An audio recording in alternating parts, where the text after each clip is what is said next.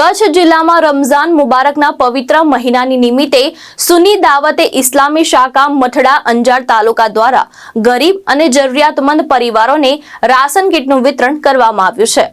રમઝાન મહિના દરમિયાન ગરીબ પરિવારો સુખરૂપે રોજા રાખી શકે અને ઘરેલું જરૂરિયાતો પૂર્ણ કરી શકે તે હેતુથી ચંદિયા, ચકાર, કોટડા, મોટા રેહા અને હાજપરા સહિતના ગામોમાં વિનામૂલ્યે રાશન કીટ આપવામાં આવી હતી।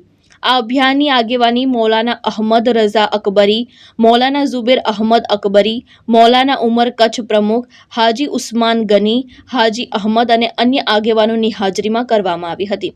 સ્વયંસેવકોએ ઉત્સાહપૂર્વક ભાગ લઈ સમગ્ર આયોજન સફળ બનાવ્યું હતું।